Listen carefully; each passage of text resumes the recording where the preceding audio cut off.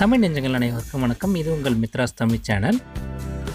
இன்றைக்கி நாம் சூப்பரான ஒரு நவராத்திரி கொலு கண்காட்சியை தான் பார்க்க போகிறோம். திருவள்ளூரில் இருக்க ஸ்ரீ வீரராக சுவாமி கோயிலில் இந்த ஆண்டு நவராத்திரி கொண்டாட்டத்துக்காக ஒரு அருமையான கொலுவை ஏற்பாடு பண்ணியிருந்தாங்க. அந்த காட்சிகளை தான் இப்போ நம்ம பார்க்க போகிறோம். இது வரைக்கும் சேனலை சப்ஸ்கிரைப் பண்ணாமல் இருந்தீங்களா, மறக்காமல் கீழே தெரியுற அந்த சப்ஸ்கிரைப் பட்டனை ப்ரெஸ் பண்ணிவிட்டு கூடவே இருக்க அந்த பெல் பட்டனையும் ப்ரெஸ் பண்ணிவிடுங்க. அப்போ தான் நாங்கள் போகிற வீடியோஸோட அப்டேட்ஸ் உடனுக்குடன் உங்களுக்கு வந்துவிடும். நீங்கள் பார்த்துட்டு இருக்க இந்த இடம் கோயிலோட பிரதான என்ட்ரன்ஸு. இது திருவள்ளூரில் மெயின் இடத்துல இருக்குது. தேரடின்னு சொன்னாவே எல்லாருக்கும் தெரியும்.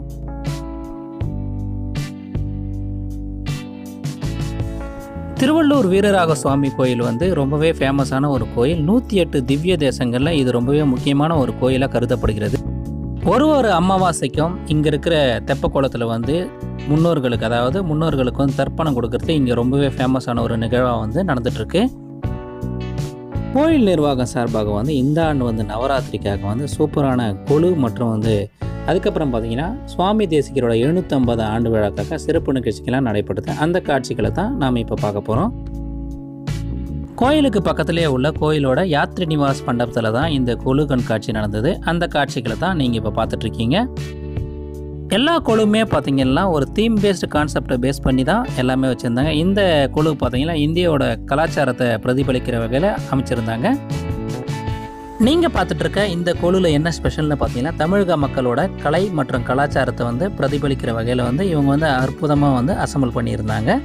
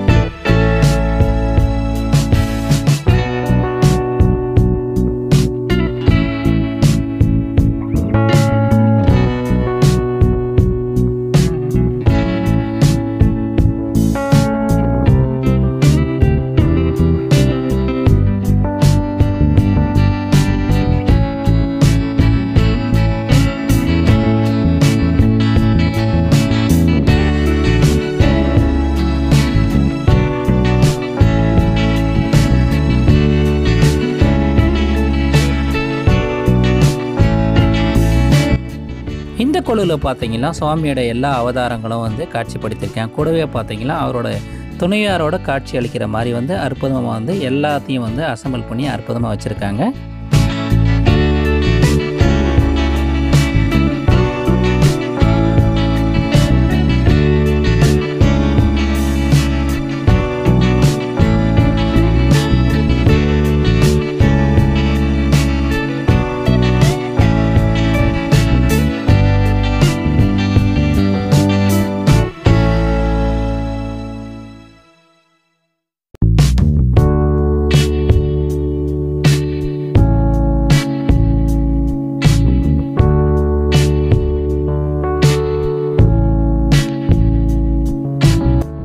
இந்த இடத்துல அருமையாக கிருஷ்ணரோட இளமை பருவத்திலேருந்து குழந்தையாக அவர் பிறந்ததுலேருந்து அவரோட வளர்ந்த விதம் எல்லாமே அற்புதமாக மேல் ரோலை காட்சிப்படுத்தியிருக்காங்க. கீழ் ரோலை பார்த்திங்கன்னா அவர் அவரோட சாகசங்கள், அதாவது அரக்கர்களை கொன்றது, அதுக்கப்புறம் பார்த்திங்கன்னா அந்த மலையை தூக்குற மாதிரியும் கம்சனை வதம் செய்தது, அதுக்கப்புறம் பார்த்திங்கன்னா அந்த யானையை வதம் செய்தது எல்லாமே அற்புதமாக காட்சிப்படுத்தியிருக்காங்க. பசங்க எல்லாருமே இதை பார்த்துட்டு ரொம்பவே என்ஜாய் பண்ணாங்க.